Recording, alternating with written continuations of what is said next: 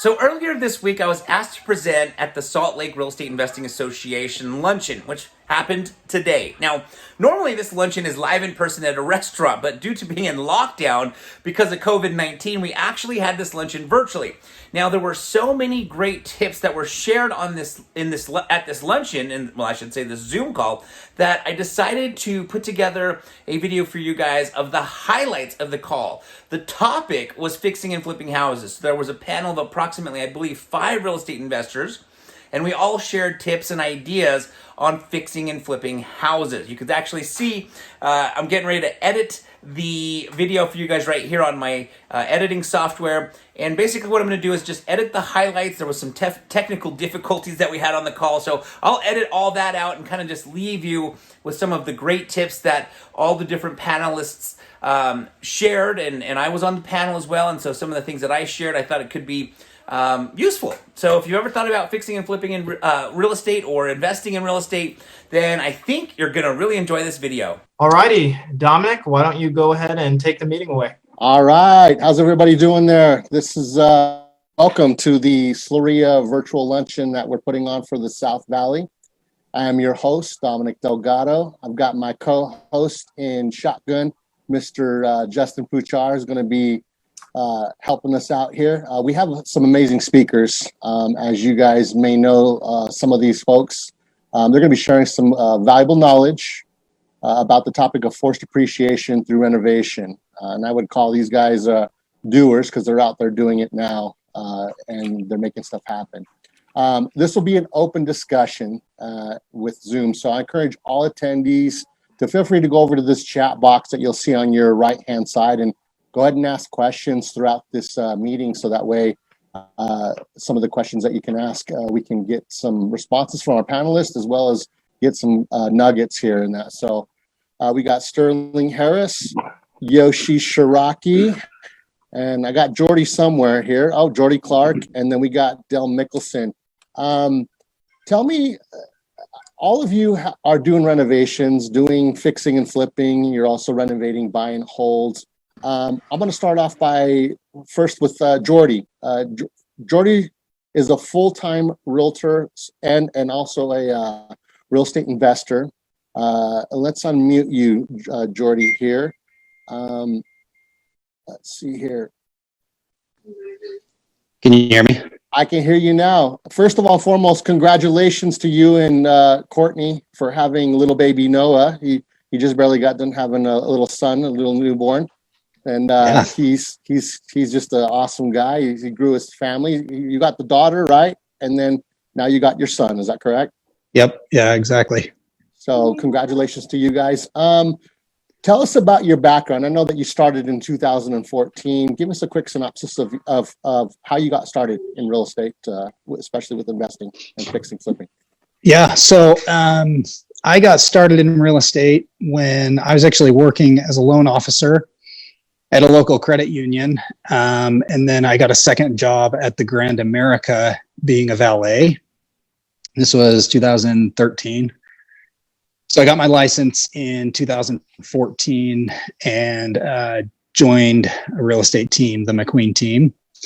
And initially, I just wanted to get my license to save a commission or two on some rental properties because I read Rich Dad Poor Dad, and I was like, "Hey, this is what I want to do." And then from there, started helping investors buy and sell properties, fix and flip, and buy rentals. And after my first probably 9 months, I realized I was on the wrong side of the table when they were cutting the checks, and that I wanted to be on the investor's side. So we picked up our first fix and flip. It was actually a trustee's sale in Cottonwood Heights. I partnered with someone that had cash, and then I did a lot of the work myself, and I've since evolved. And fast forward 6 years, I think we've done over 25 fix and flips. We've got 4 going right now. 3 are under contract, and we're about to begin renovations on the 4th. Awesome. We're going to get into some good questions with you and your business, because I would imagine a lot has evolved in the 6 years that you've been into it. Let's bring some of the other gentlemen into this as well. I got Sterling Harris here. Sterling, I've been following Sterling on Facebook. He's been posting a lot of his fix and flip projects and stuff. I was surprised that he's been in real estate since 2017, but he's only been fixing and flipping since last year. Tell us a little bit about yourself, Sterling, and how things are going with that. Yeah, so I got my realtor's license back in June 2017. I was working full time at a hospital doing hospital administration, and realized after 1 month of doing some commissions that I made more in that month than I did a year at my full time job. So I was like, I'm doing something wrong. I need to change my life. So I started doing real estate for a while, hopped into property management, and one of the owners had like 120 units. And I was like, you're making a lot of money just doing this passive stuff. I need to now switch over to more investing. And was learning for a long time, a couple of years, stuck on analysis paralysis for so long. And then in August 2019, found a good mentor and just started taking action finally. And then within a couple of weeks, I had my first property under contract to fix and flip. And now we've got a good system, good crew going on. We have 4 we're doing right now, and we're currently working on our 9th flip. That's impressive. That's very, I would say you got like on the speed track of getting fixing, flipping. Most people are still trying to figure out their first one in a 12-month period. So that's cool. That's very impressive in that. I appreciate you sharing that. We also got here a couple other gentlemen here. Let's go with Yoshi Shiraki. We got him on mute here, but let's get him off of mute. Yoshi, a lot of us know who you are, but those of us that don't know who you are, tell us about yourself. All right. Well, thank you, Dominic, for having me. Basically, like the other gentleman, I had a job that I did. I used to cut hair for a living before I ever got into real estate. And after I graduated from high school, I grew up here in Salt Lake City. I moved out to New York City, where I lived for about 19 years. As a hairstylist, Anderson Cooper, Matthew Broderick were a couple people that I used to cut. And then decided to move back to Utah 12 years ago. While living in New York City, the reason I share that story is that's where my interest peaked on starting to invest in real estate. However, New York City is so expensive that the RIAs that I used to attend in New York would teach you how to invest outside of New York because no one could afford Manhattan. So all the RIAs were like investing in, upstate New York or Pennsylvania or New Jersey or different places. I ended up deciding to invest in Salt Lake because I was born here and had family here, and Kansas City and upstate New York. So I started my career investing in those 3 places. Moving back to Utah, I now focus 100% of my energy here. There's no reason for me to invest virtually anymore, simply because I live in an affordable market now. Sure. And I would say that New York is definitely a pricey market, right? Yes. There's probably some other strategies that they're using to stay in that market, but I would say, yeah, Utah is definitely a lot lower in price range market. Unless you're in Park City, right? So, okay, cool. We got Ron Lopez here. I've known Ron for a few years. I met him when he was renovating rentals before he got into the fix and flip game. And that, Ron, tell us a little bit about yourself and your background. Can you hear me? Yes, I can hear you. Yeah, I started doing my first fix and flip as a mistake. We thought that we had a rental, and then we didn't know what to do with it, and we started running our numbers better on the first one, and it turned out that it had pretty good chance to be a flip, so we did it. My wife and I are the ones that we usually go in there and either run numbers to do buy and holds, or to do a wholesale, or to do a fix and flip. That's how we started in the fix and flip, by mistake. But that's how we learn. If we don't make the mistakes, I guess we don't learn. So that will be me. Sure. And there's a lot of us that have started out as accidental landlords based on not being able to sell a flip. So cool, right on. And then we got here Del Mickelson. Now, Del, I've met Del through Matt because Del has done a lot of, I would say, man, you're a jack of all trades, but I would say that I personally knew you from your plumbing business and then the container business, as far as hauling off trash outs and stuff like that. And so tell us a little bit about yourself, Del, and your background as well. So I started out like in Utah. When I first moved here, I had no knowledge of investing at all. I started out on working on a couple of Matt's houses, actually. And one of the things that I quickly realized is how the networking from Matt to getting work for different investors, till I had worked for several investors that are on this call, as well as many others, started growing. And then the container business, people started trying to rent my dumpster. It was crazy. But anyway, long story short, as I grew, I started seeing all these investors around me making money. And then my sister hit me up and wanted to start flipping some houses and wanted me to start working on some houses because my knowledge is on the construction side. And so last year I helped her flip 12 houses. And then this year, my amazing girlfriend and I have purchased our first flip, and we're just getting started. Awesome. Well, a lot of you have a multiple different range of experience. Some of you have been in it longer than others. Obviously, some are newer. But either way, you are currently doing flips right now. So what I want to get into is and we'll start looking over here at the panel too, see if any of you guys have questions. Go ahead and use this chat box in Zoom here so we can have some Q&A. But really, we want to get into what are some things about fixing and flipping that you guys have discovered, what you've gotten down. I'll ask, let's start with Sterling. Being that you're obviously starting out newer to the game, what are some challenges or setbacks that you have you faced, that you've learned from these challenges? People would call them mistakes. I don't want to call them mistakes. I want to call them learning lessons. What have you gone through, and what's a learning lesson you got from that? Yeah, so I know a little bit about construction. My dad's a fitness carpenter, but I definitely did not know in the beginning how to create kind of a Gantt schedule, which is all the different moving parts in order to where you can actually fix and flip it on a timely basis.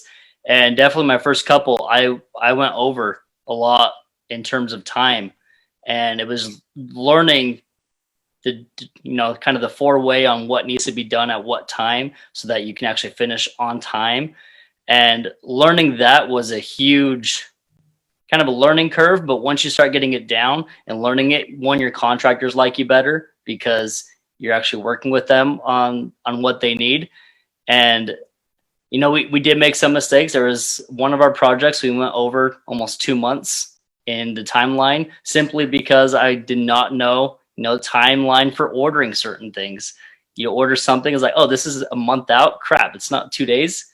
And learning that is huge. But once you learn that, you can kind of apply that to all the others and take time now to learn that schedule so that when you do get into your first one, you're ready to get going right away. So Sterling, I have a follow-up question to that because you bring up a really great point, like scheduling the proper order of, hey, do I do the 4-way first? Do I put in the appliances before I put the flooring down? What are specific things you do? I mean, do you print a calendar and, arrow it out? What do you do? So for me, I'm trying to do that. I actually have my first one I did an actual Gantt printout schedule. But for the most part, I kind of went through with one of my contractors, and our biggest thing is kind of getting the 4-way is like, cool, what is impeding something else? So if I need to get electrical done, if we plan to do that first, what needs to be done before the electrician needs to come in? And it's a matter of working with the contractor. You bring your electrician in, or you bring your plumber in and see what they want done before they start working. And that kind of helps figure out who you need to bring in first and working with them because they know their trade. I don't. And I kind of upfront with that and tell them I'm not the most experienced person. I'm here to learn as well. And I love their feedback. And they are more than happy to teach me their process and what I need to do to make the time fit better for them. Okay. Awesome. So in project management, when who of you guys, out of all of you, raise your hand maybe, who's managing your own projects? Or are you hiring project managers? I manage my own projects. Okay. So I kind of have the philosophy, if you don't manage it, it'll manage you, right? And so what are some other tips you guys are doing to like actually manage your project in an efficient manner that, you know, things go in on time, you complete on time, you complete on budget? What are some tips for everybody? What do you guys have? Can I go first?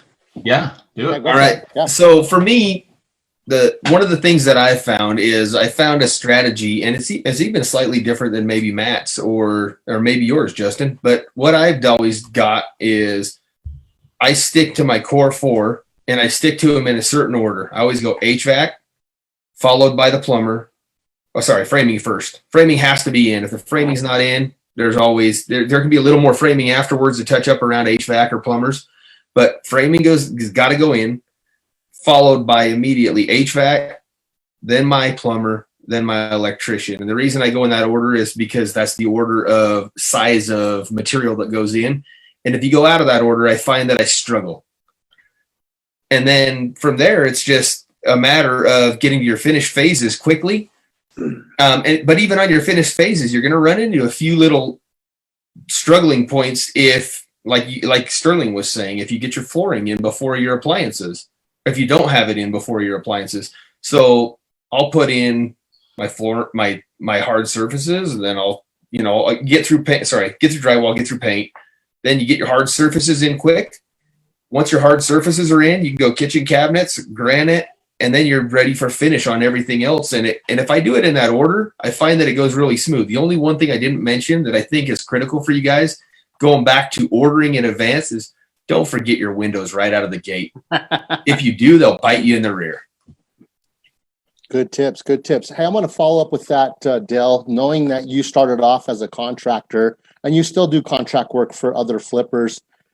What are some tips and ideas? And panelists, if you guys want to jump in as well, please do so. What are some tips on working with contractors? Because you got it from both sides. You've been a contractor. You're also a project manager and an owner of a property that you're flipping right now. How do you work best with contractors? What are some tips that we can follow or use? So one of my favorite things to do is to use guys that I've networked with in the past, that I've stumbled across, and build relationships with them. Here's a critical thing.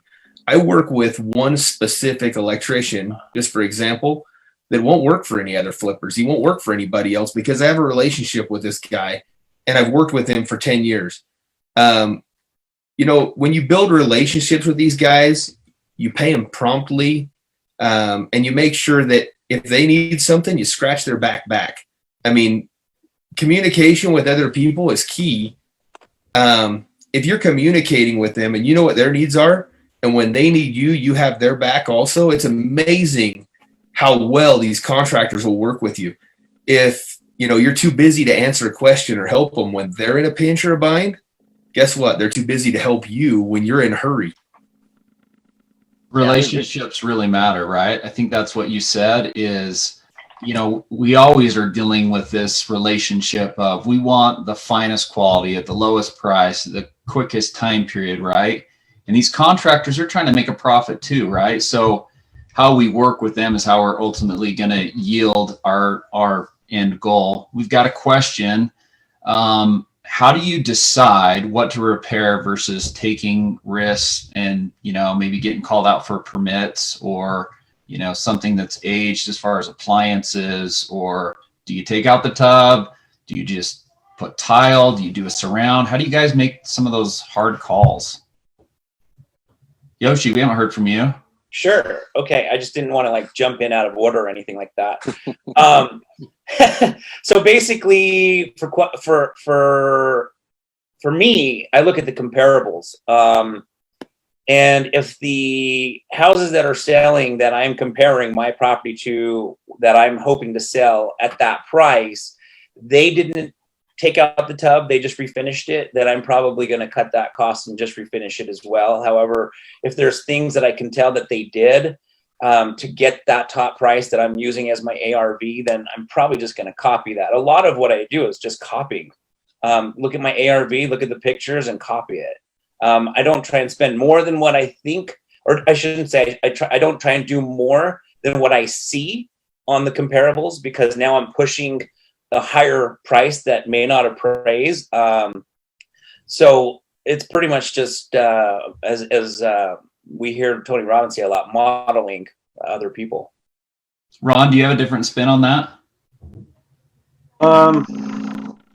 Yeah, I usually what I go do first right off the bat, it's I go and do demolition in open space right away so I can get it out of the way and the neighbors don't get a chance to complain or do nothing about it. That way I'll try to do that during Friday, Saturday, Sunday. So by the time Monday comes, I'm already done and I have my electrician there right away doing all electric, and everything else should be in pace to however time it's going to take, probably 10, 12, 14 days to finish it. So That's good. Does anybody else have any experience with when they've opened permits on properties and how that's went, what the timeline's been that they can share? I think biggest thing is just, work with the city. They need to be your friend in that instance. Get them what they need, and as frustrating as it is, just be accommodating with them. If they need certain plans, get them those. And the easier you are to work with them, the better it goes, and the more you can work with them on certain aspects. Don't try to fight with them.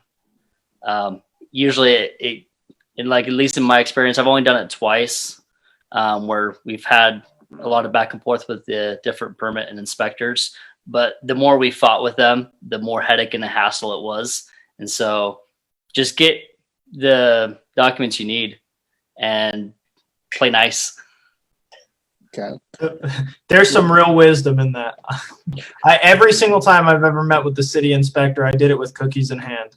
I like that. Cookies in hand. Cookies go a long way, right? So a couple of questions. So we probably have some big people that are beginning or just starting out at fixing and flipping. What would be across the board for all of you? What would be number one tip that you could give to somebody who's starting out on their first fix and flip? We'll start with, let's go Ron, Sterling, Yoshi, then Dell, and then Jordy. What would be your number one tip for a beginning investor who's flipping? My number one tip will be stay ready so you don't have to get ready. What do you mean by stay ready? Well, learn, go to videos or Floria's lunch meetings like this. Be prepared, because opportunities only come once in a while, and when they're in front of you, you gotta know what to do with them. Good advice. For me, I think the biggest thing is, especially if you're trying to find your first one or you're just getting into your first one, have a good mentor you can talk to and ask questions. Especially in the first time, there's a lot of questions that come up, and find someone that you can bounce ideas off of and have a second pair of eyes on the project. That always helps so much in figuring out your game plan. That's a good one. I've always had mentors. Yoshi? Yeah, I think that's Sterling hit it on the nose. Having good mentors that you can bounce ideas off of if this is your very first project is key. What I think for me, I didn't do it this way, but if I could rewind time and do it over, I think the easiest way to do your first flip is to partner with somebody who's already experienced. That would be the easiest way, because now you don't have a mentor that you need to get a hold of. You've got a partner who's going to have as much interest in the success of the project as you do. Yeah, they have that incentive to make sure that it goes smooth, right? Yeah. Dell? So, it's funny because everybody that's spoke so far said that basically, in my eyes, kind of the same thing, and it's huge for me, and that is network. If you're networking your contractors, you're networking your allies and your assets, whether you're starting your first flip and you're teaming up with somebody, it's amazing how as you network with people and you build friends and relationships and reliability and, you set that example that I'm going to do what I say I'm going to do, and I'm going to take the steps and efforts necessary, it will, manifest itself tenfold going forward. I like that. That's good. Jordy, and what about yourself? So my number one tip would be don't watch HGTV and think that you have to do what they do, right? Like, don't go and think you have to blow out all these walls and you've just got to go crazy. You can do really good work by just going in and taking a house that's very dated and bringing it to today's standard, right? And easiest way to know what to do is go check out some local builders, go look through their model homes and see what they're doing. And you'll see a lot of them are doing just like one-tone paint, like little things where you don't have to go way crazy and, spend $10 a square foot on laminate flooring when, the stuff at Home Depot that's $1.99 is going to work just fine. Jordy, I've got a follow-up question for you, because you said in your bio, hey, when I got going, and I think Sterling said this and maybe Yoshi as well, you guys started investing and then you got licensed, and maybe that was to save a buck or two so you could sell your stuff and not have to pay an agent. But have you seen that hurt you, where you miss that kind of partner, the one that can bring that market knowledge and say, do this, don't do that, or this is the price? Or have you seen it totally be a benefit? I think it's been a benefit for me because I'm able to go and I can look and research, and if I'm 10, 11 o'clock at night, I'm looking at houses and seeing what people did and what they sold for, and I'm running my comps, then I'm a little bit more confident in my opinion versus someone who maybe has an ulterior motive. Like, for example, I have a client and he was working with a different agent, and this agent told him, oh yeah, buy this house. It's worth X, and you don't need to do due diligence or anything like that. Just tie it up and close in 5 days. And he did. And then, luckily it turned out okay. He's breaking even, but there was a lot of stuff that he could have found because it was on the market. Most people would have expected some due diligence period or something. And so, like, just having all of that knowledge, because I've gone through training, I've gotten my license. I actually went the extra step and I have my broker's license. I did additional training because I wanted to further my career in education, both in flipping and assisting other people. So I think it has helped. The one thing no one ever tells you is I feel like it can hurt your negotiating power. So like when I go and list one of my flips, the other agent, I have to disclose I'm the owner, right? So I kind of lose some negotiation power where if let's say I was selling a house for you, Justin, I can go to the other agent. I'd be like, look, I tried to make this work, and, I'm not necessarily the bad guy, but hey, let's make it work anyways. Where I don't necessarily have all of those negotiation tactics and things, because they know they're dealing with a decision maker. So I feel like, especially on repairs, I give up more than I probably should. And part of that's just because they know they're dealing with the decision maker. And so, yeah, I mean. Well, and I might add, because something you didn't say, but I know, because you've done hundreds of other transactions, it gives you a different experience so that you have a different advisement. Whereas somebody that's maybe newer, they've done 4 or 5 total real estate transactions, they start flipping, they might just miss things that might be just apparent to you because you've walked through hundreds of homes with buyers and you've listed and sold a lot of homes. Is that fair to say? Yeah, I totally agree with that too. And I did get licensed to, quote unquote, save commissions on my buy and holds. That's why I got licensed, but it turned into so much more than that. Just being able to help other people and see other people, see how they succeed and go, okay, well, that worked. And, the market's super fluid. And so I've probably been the agent on, in the last 7 years, probably pretty close to 500 transactions, and most of them are not my own. And so, you know, I've gotten a big experience base from helping other people build wealth in real estate, and it's been great. Cool. Sterling or Yoshi, I think you guys are licensed. Do you guys have a different spin or commentary on what Jordy said? No, I think what Jordy said really hit it. I like the marketing aspect, and so on every single flip I've done, I've always partnered. I've never gone into anyone without a partner, and that's one of the things I bring to the table is the realtor aspect, the marketing aspect, and I think it's a huge benefit in that, you know, when you get a property under contract, physically go walk your comps, go walk the homes and see exactly what it is that they are doing. And you need to model that.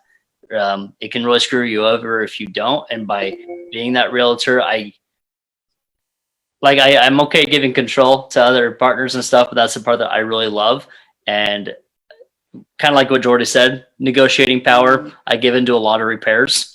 I probably wouldn't if I was just the agent and not both. But overall, it's definitely a big benefit. So you bring up a great point. Often, and there's good and bad to partnering, right? A partner provides knowledge or they provide money where we're short or deficient. There's also bad partners, right? A partner with the best intentions, they get lazy or they don't do anything or they don't have what they thought they were going to bring in. What is the worst example of a partner to where you were like, I'd rather be a solo bird doing deals? I think a partner that doesn't communicate, you know, someone that doesn't take your opinion into question either. Things can go south pretty quick when that happens. Biggest thing in any partnership is clear communication. So have clear roles defined out before you start. Maybe you do it transactionally. You try one house first before you just say, oh, we're going to be full on partners with entity. Yeah. You know, with my partners, we always do kind of a joint venture, and we clearly define each person's roles, because some partners are different from others. I've got some partners, they're realtors as well. And then some people, they're really good at project management too, where they have their own general contractor. So each one is almost a little different, and you have to play to each partner's strength and define those. Agreed. Justin, I'm going to go to some of these questions that we got here in the panel, in the chat box here. I've got, looks like Dave Black asked, do you always permit your projects? Do you guys always permit your projects, or are there some projects where you don't permit? Jordy, we've got a code enforcement officer on here, so rephrase that. Yeah, so let me clarify my no, right? If I'm painting something, I don't need a permit to paint walls. Cool. Right? If I'm doing anything structural, I definitely need a permit for that. So it depends on the flip, right? There's a lot of fix and flips that you go in, and if you don't touch the electrical and try to reroute it, or touch the plumbing and try to reroute that, or touch a wall, as far as like, you know, busting it out and doing the open concept, like you don't necessarily need permits. Now, if you replace like an electrical service, you need a permit. If you do an electrical panel, you should get a permit. There's definitely stuff you should get a permit for. But like, if I were just to rip out kitchen cabinets and, you know, put in new kitchen cabinets and quartz and new appliances, I don't need a permit for that. Okay, awesome. And if anybody else wants to answer that, that's fine.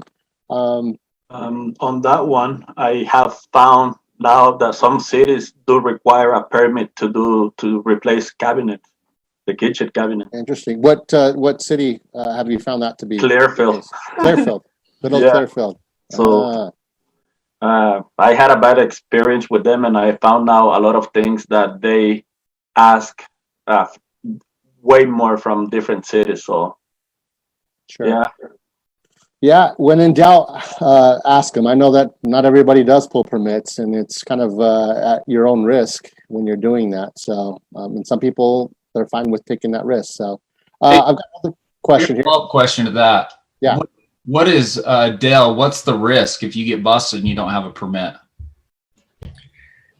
If you get busted and you don't have a permit, there is the risk of fines. There's the risk of your project being significantly slowed down, because you're going to get harassed and you can piss them off. And if you piss off a city or you don't handle it properly, then they're going to give you a lot of headache. I actually worked on one project that was permitted through another contractor. And, you know, it's funny that they had pissed off the city prior to me getting there. And when I got there, you know how you guys were talking a few minutes ago about, you know, playing it smooth, talking nice, playing fair with them. It's funny. They let me start demoing and let me start doing stuff before I even had a permit again, because I went in and I apologized and I said, this is where we're at.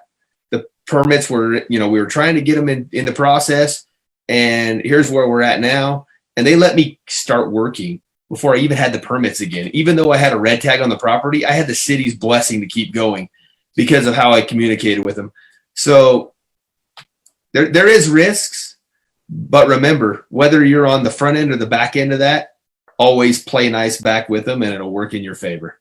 And some of those risks that you're alluding to, we start with thin deadlines, right? Thin budgets.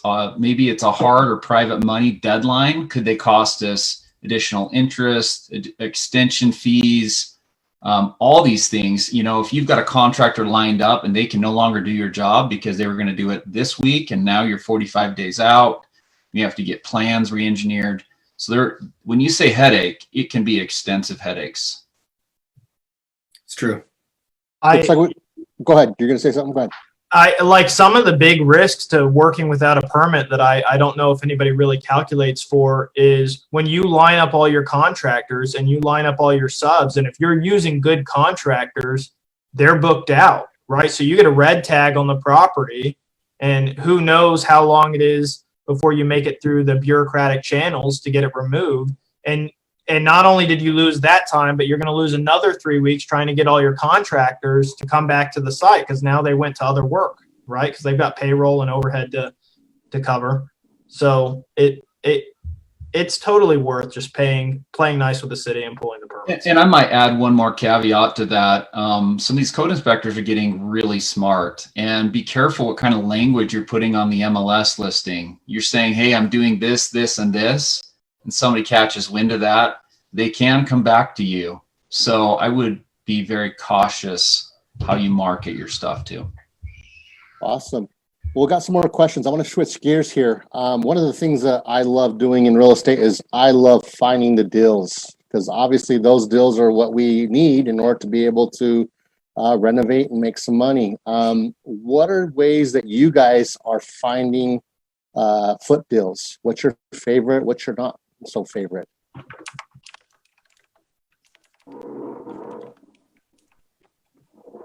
I do dirt knocks from time to time.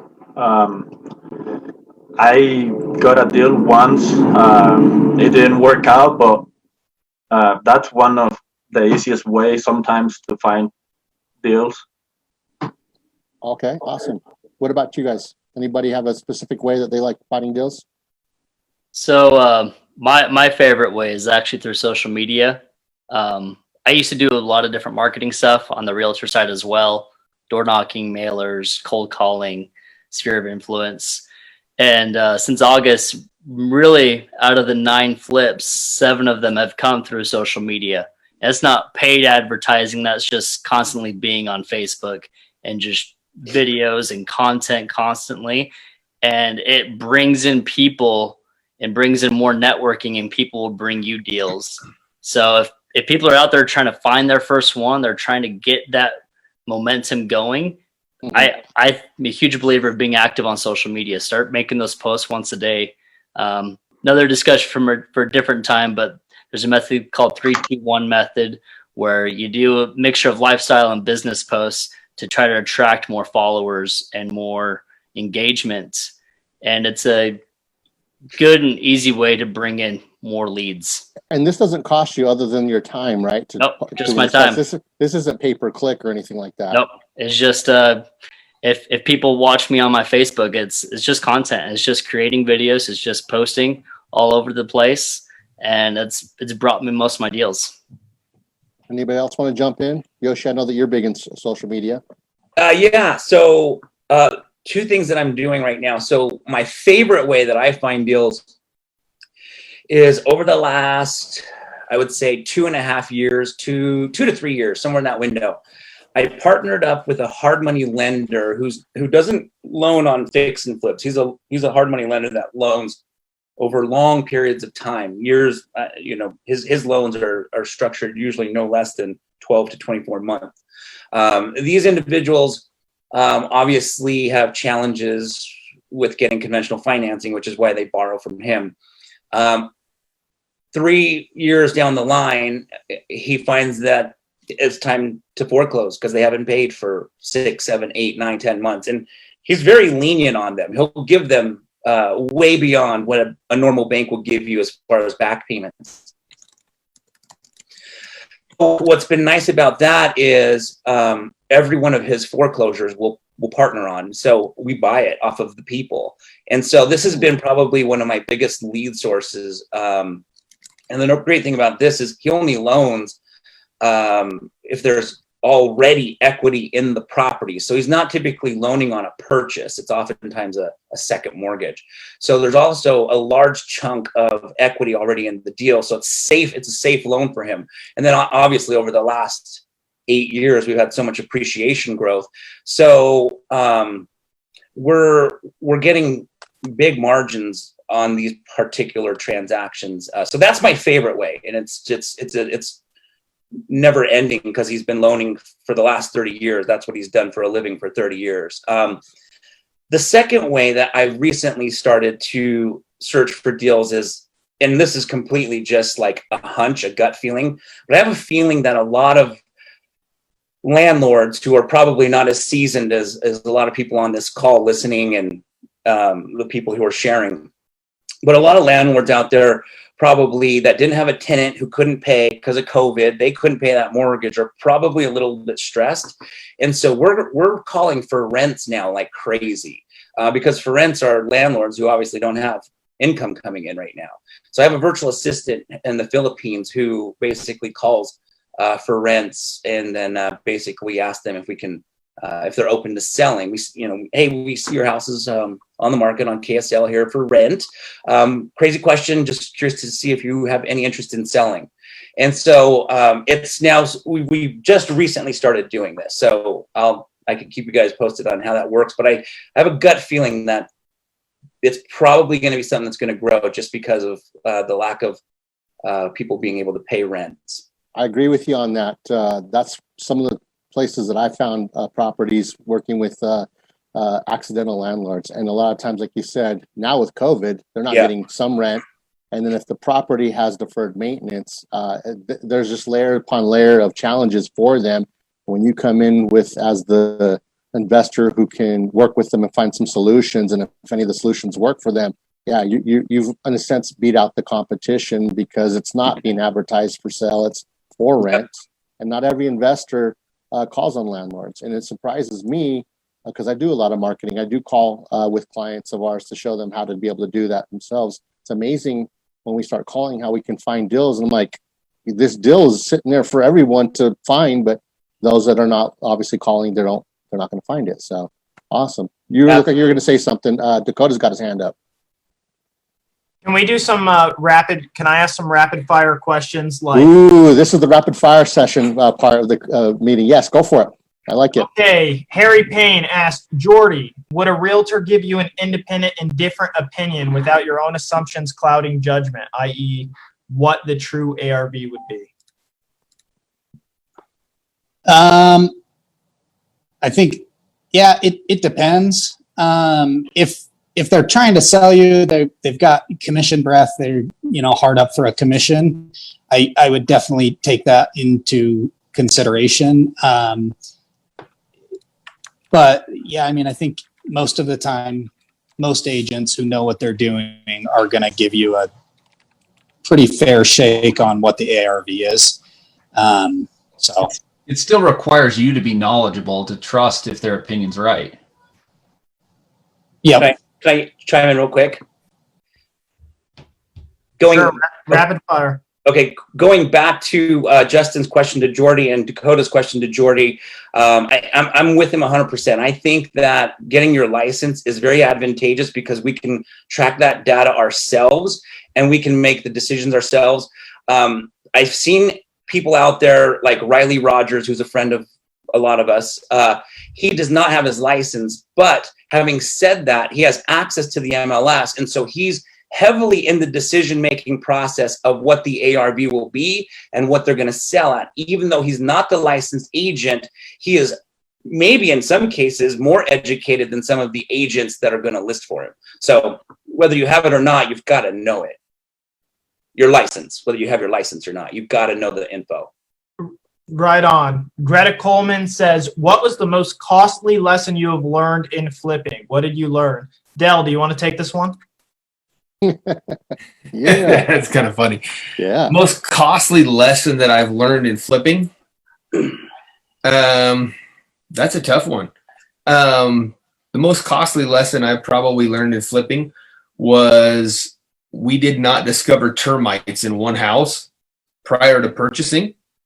And I thought there was a little bit of water damage in the ceiling in one area, and it ended up costing quite a bit because I ended up pulling the siding off of that entire section of home to treat termites and to solve, some lumber issues that were actually water damage from the roof combined with termite damage. So that was probably the biggest one that I've had to deal with. Just not doing my homework up front well enough to catch that. So I've got a question for everybody, and I think it's on the minds of, our market. Everything's changed in the last 8 weeks. What are you guys doing differently as flippers moving forward? For me, one of the big things, if any of you guys watch Matt Strong's weekly Zoom meetings, he's talked a lot about looking at your ARV and kind of bringing that down 5%, what you think the ARV could be, play conservative more so than any other time before. Be conservative in your numbers. Don't try to push that appreciation above what you think you can. And also don't, if you think you can add 20 grand worth of more upgrades is going to get you an extra 20 grand, maybe rethink that and just be conservative. What about you, Ron? Just the due diligence. Gotta do a better due diligence and see what you can do to minimize things, the value, where you can bring the value of the house with minimal money to it. Yoshi, you got anything? Yeah, I'm being more picky with the deals that I'm getting access to. So if they're a little skinnier, I'm gonna wholesale those. I just don't even want to take that risk right now, not knowing what's going to happen tomorrow. And then I'm taking down the big ones, which are typically the ones that I'm partnering with this hard money lender on. How many of you guys are using home inspections or sewer scopes on your projects? I know that that's mandatory for us moving forward, just because of so many sewer line challenges that we've had that range anywhere between $6,000 to $20,000. How many of you are using them, and what do you?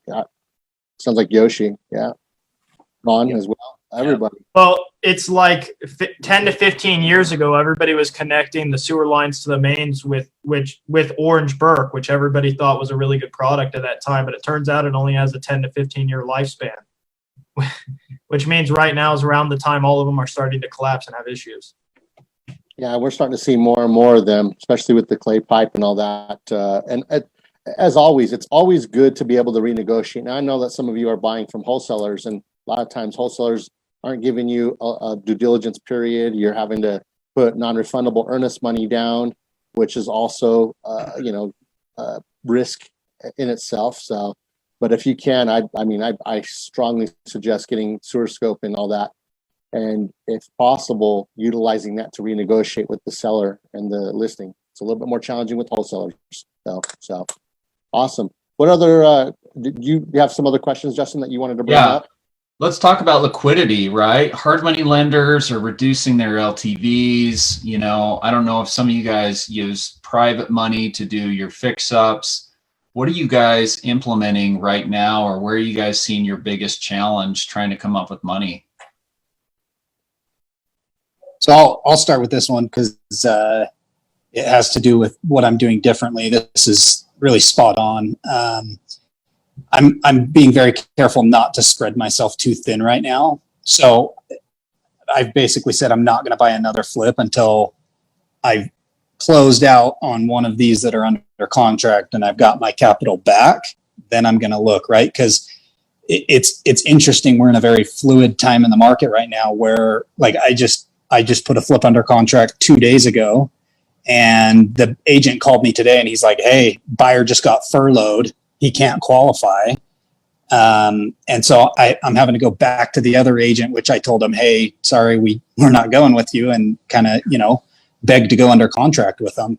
And so you just don't know what's going to happen in 3 weeks, especially with buyers, with financing, both with our hard money loans and the long-term financing. Like, I think whoever flippers are hiring should be touching base with the other agent weekly to make sure that everything's on track, because I think that the next 2 years, depending on what happens, is going to weed out a lot of part-time agents, a lot of crappy agents that their heart's not in it. They don't want to hustle. They don't want to grind. They just want the lazy money. And this market that we're going into is going to expose them. Now, that being said, we're going to continue to flip because you can get in and out of the market so quick that, as long as you're conservative with your numbers and the deal makes sense, even with conservative numbers, you'll be okay. But yeah, you are having to typically bring more money to the table right now with hard money. And I'd just be very cautious going forward and, focus on one deal, get it rehabbed, get it on the market, get it closed, and then buy another one. I think it was Keith Cunningham that said, right now is not the time where you're looking to build wealth. You're basically looking just to protect what you've got. So, just playing that defense right now is key, I think. Awesome. Anybody else doing something differently with this capital market, shrivel up? I'm going to chime in and echo Jordy. Same thing. So the deals that have really big spreads that we're doing, we meaning my partner and I that are buying his loans, we'll fund those ourselves because they're so big that even if we have to liquidate and wholesale at a lesser price, we're getting our money back if all of a sudden the market just went crazy tomorrow and tanked. But if I'm leveraging hard money, luckily a lot of the hard money, and I borrow private money too, they're still loaning 100% to me. But like Jordy, I'm not taking the risk of my lender's money and going and buying 5 at a time. I'm doing 1 at a time right now. Yeah, everybody's got different resources. Everybody has some liquidity. And if you thought winter was coming a year and a half ago, maybe you're more prepared and you're flush with cash where you can take advantage of opportunities. Because I don't know about you guys, but I am seeing wholesalers reduce their price. They're not being as aggressive. There's less buyers there. And so opportunities are going to be bounteous. What do you guys hope, Sterling? What do you hope is going to come up the next 6 months or 12 months for you? I mean, my biggest thing is, maybe creating those different exit strategies. So maybe if you can't sell it right away, make sure that the numbers work enough where if you have to hold it, it's fine. And for the next 6 months, that's where, with every flip that we go into, we make sure that not only do we think about the exit strategies, but we can execute them as well and have that plan in place just in case. And beforehand, we might have had those in there, but maybe we weren't really planning it out completely because we were pretty sure we could sell it. But now each exit strategy we have, whether it's a buy and hold for a little while if we can't sell it, or a lease option, they're in place and we can execute them if we need to. And what you said is really key. You said marketing strategies, right? Like I think we're going to personally see a lot more people staging houses. They're going to maybe focus on some yards, some small little upgrades, you know, like a backsplash or something like that, that brings out some differentiation. As long as we're controlling that budget. Dale, what do you see is going to happen? I'm anticipating a small correction as well. I also see making your house stand out, like you said, Justin, a great way to make sure that your house moves. On my personal house, I just sold it, and you know, I went through the offers and made sure that the one offer that I did take was non-contingent. So I was a little more selective. Instead of chasing the highest dollar, chase the safest dollar sometimes. And then on a personal level, my number one goal right now has been to lower my personal liabilities so that I'm a little more stable. How are you doing how are you limiting your personal liability? What are some ideas that you have behind that? Just getting rid of excessive spending. Checking, like one of the things I did was I decided the amount of time and effort I was putting into one business was killing me on the other side, where I have the ability to make a little more money. And so I did some, as you know, I made some pretty significant adjustments in ownership, as well as how I want to deal with stuff. Partnerships may be something to consider being cautious of. If your partner's not stable, you know, if something goes south, where does everything fall? It's going to fall on you. Sure. If you want to keep something afloat. Alex Salinas in our chat box, she asked, how much money do any of you usually keep in savings in order to start fixing and flipping? How much money would you keep as far as like as a buffer? Like, do any of you do that, or would you recommend that for someone starting out with their first fix and flip? So I did my first fix and flip on a credit card. I do not recommend that. It was really, really stressful. Luckily, it turned out okay. It could have gone the other direction because sometimes you just don't know what you don't know. But I mean, I think that's different for everyone. I personally, right now, I've got 6 months of our living expenses in a savings account that I just don't touch because the liquidity is very important, and it just helps me sleep at night. But yeah, that's my opinion. For me, like, to be honest, up until the last 2 flips, I haven't used a cent of my own money. I've always had my partners that found someone that could bring that, just because that's not something I had starting off with. And so now that I have a little bit, and they're like Jordy said, you know, I'm keeping liquid, keeping actual capital there. I'm not touching it. But in the beginning, if you don't have it, you know, got to find the right partner that can bring what you don't have to the table. And if the deal is right, you can find the money. The deal, it's the deal that people are lending on, not necessarily you all the time. But if you bring the deal and you can, you know, show that you are willing to learn and you've got some education, then you can find the money out there. P.S. If a hard money lender tells you no, maybe you shouldn't do the deal. Yeah. Oh, I thought you were going to say then you would say yes to it. So just to clarify, if you don't mind, so how much money should one have saved to live off of, or how much money should one have saved because they want to do the renovation? And the reason I ask is like, just like Sterling said, a lot of the flips that we'll do, we'll borrow a first and a second. So I'll borrow a first, 100% of acquisition, no money down, buy the house. And then I'll go borrow a second. Usually that's private, but I do have hard money lenders that will loan it, but they're just more expensive. So I'd rather go private. And I'll borrow a second loan that funds the entire renovations. And 100% of the flip is none of my own money. We'll do that a lot. So I don't know if you need money saved to flip a house. I'm just not sure if the question was money saved in case things go bad, and I don't know, you want to have. It wasn't necessarily if things go bad. It was more of how much money do you need in order to start your first flip? Like, do you need a cushion of 6 months, or of the rehab cost itself? Got it. I'll add to that. Not every fix and flipper gets a second for their rehab costs, right? A lot of times the hard money lender is willing to loan the acquisition 100%, some want a down payment of the acquisition, and then you have to come in with your own workaround capital. And maybe that might be the case where, Alex, if you don't have that, maybe you either one, save that first, or two, like Sterling was saying, you bring in a partner who's going to be working with you that already has that capital. Therefore, you don't have to worry about it, and they know that that's their part of the partnership that they will be helping out with. So, you guys want to add to this, Dakota or Justin? Well, I would just say, yeah, when I first started flipping, you know, you don't have anything, right? So you risk 100% what you own to get something, right?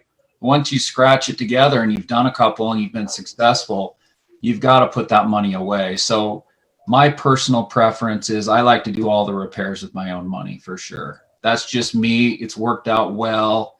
It allows a certain amount of, you know, control. If I'm in a partner, it might be like transactionally, but for the most part, I try to make really good decisions. So I want 100% of those proceeds. So I don't necessarily want to split them because I minimize my risk. So I don't want to share the proceeds if I don't have to. How about that? So different way of thinking, but that's what I look for. It looks like we had two questions, one for Sterling, one for me about partners, and it's kind of tied into this topic. I totally vibe with what Justin's saying about you don't risk the fleet for a single ship. And that's like a mindset that almost tanked my company several times, because when I started, I had nothing. So I would go 100% all in on every opportunity, regardless of how risky it was, until I almost lost 60 doors over 16 doors because I never changed mindsets and realized that I had something to lose. And that's kind of tied into partners. So like, what does Dakota have to say about partners? Look, everybody knows I don't really like partners. I think it's different when you're talking about flipping versus long-term rentals. Like, I wouldn't take a long-term partner. I think flipping makes a lot more sense if, like Sterling says, the deal makes sense. But I would say this, it's that money is not the ultimate qualifier. I mean, don't partner with somebody just because they have money. You still need to make sure that who you're getting into bed with is going to be responsible. You still need to pull the credit checks. You still need to pull the background checks, because every person you introduce into that deal is another moving part and another thing that can go wrong and put you in a situation where that ship might sink your fleet because of no action or fault of your own. So just beware about that. And somebody asked you, Sterling, what's the biggest thing that you're looking for when somebody wants to partner with you? Like, what's non-negotiable? My one of my things is I want someone, if I'm going to partner with them, to have even some sort of education in terms of the investing side.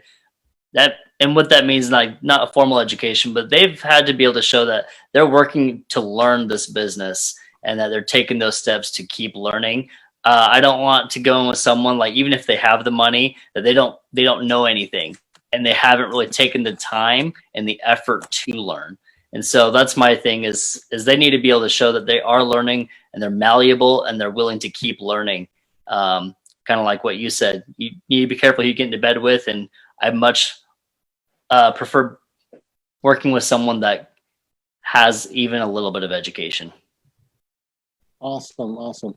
Well, I think that we're on the tail end of our meeting here. We've covered a lot of areas within fixing and flipping, and I've written down tons of notes myself on some nuggets from how to find deals, how you're utilizing your social media to keeping an eye out for obviously partnerships on how you're structuring those. What's your guys' biggest takeaway, would you say? And we'll go through and end with that. What's your biggest takeaway, Justin, Dakota, and panel?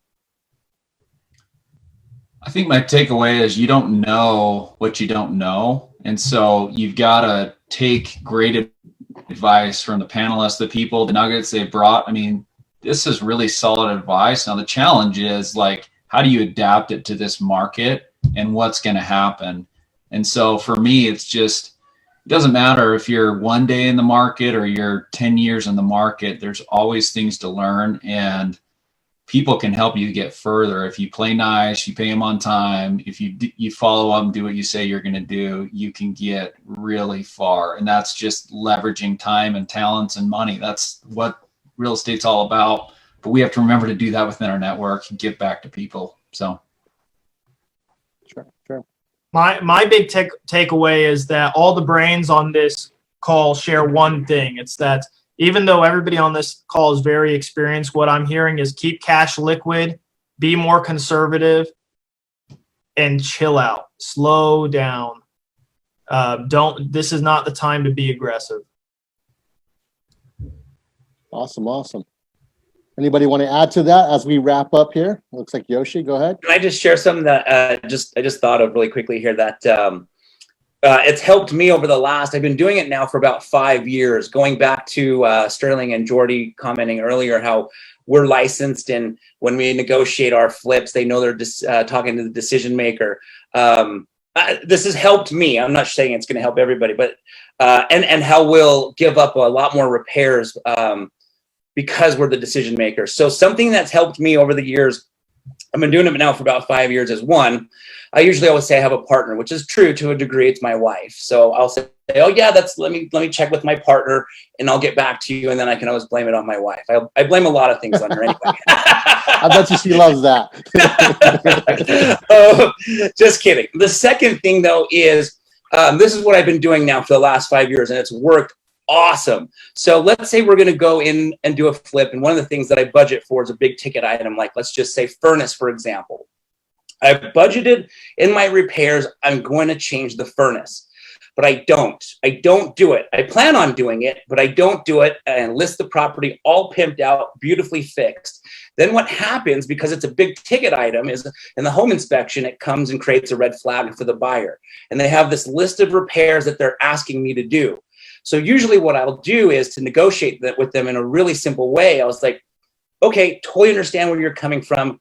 Are you okay if we remedy the furnace, since that's the most expensive thing? Would you be okay with that? I have it budgeted anyway. I was going to do it anyway. 5 years ago, I did it before I listed. Now I just do it after I list, right? Future flipper there. So that's helped me. Is in every flip I do now, I leave something on purpose, not done, that I'm going to use as leverage to negotiate. And sometimes, you know what, they don't even ask for the new furnace. And I'm like, well, I just saved $2,500, or if they do, I don't have to do the rest of the repairs that they asked that I used to do back before I started doing this 5 years ago. Good tip. Anybody else? I just have one little quote that I tell myself every day when I wake up. Real estate is the final frontier where the average people have a real shot to wealth. Just stay with that. Nice. Awesome. Good quote. I like that. Anybody else as we wrap up? I'll just say one thing. I think key part of all of us here on this call is that we've taken action. And so a lot of people, you're looking to start your first one, get out there and take action. Even if it's a small one, those tiny actions each day do add up to something big in the end. So take action. Yep, that's the biggest step, getting out there and making something happen. Anybody else? Okay. Jordy? Yeah, most of the panelists I have met, or I knew them before, but whatever. The relationships got better because I got better at coming to the RIAs more often, showing up at all the luncheons, going to the nightly meetings, right? Like bettering myself and then networking. Because it's one thing just to go, but then if you don't talk to anyone, like there was a year where I was in and out and I was just like, oh, I just want the knowledge, right? But the real power, and it just reinforced again today, is just networking with everyone and spending time, just talking to other people and seeing what they're doing in real estate. Because at the end of the day, I think that it's a very small community, especially in Salt Lake, where there's a lot of people that want to do it, and then there's some people that actually do it. And everyone on this call should be someone that's actually doing it, and you can do it just by being consistent with going to the RIAs. It's the cheapest education and networking event you'll ever do, and there's massive value in it. So big thanks to Dakota for taking all of this on as the president, and thanks to everyone else for being on the call, because I definitely learned some stuff today too. Awesome. With that being said, well, this concludes our luncheon for Midvale, or our South Valley luncheon. We also have coming up a luncheon on the third Friday of this month of May. We also got our main meeting, which we have next week on Wednesday, which is usually the second Wednesday. And then don't forget, we have our skills training class. That's always on Tuesday of the third month. Now, if you didn't catch on all that, go to Sloria's website, www.sloria.com, and you can check all that out. With that being said, I appreciate all you guys. Thank you very much for being on the call and sharing your wisdom and your golden nuggets in that. We really appreciate you. Everybody have a good weekend. Thanks again, crew. We'll talk to you guys later. Thanks, Dominic. Thanks, Dakota.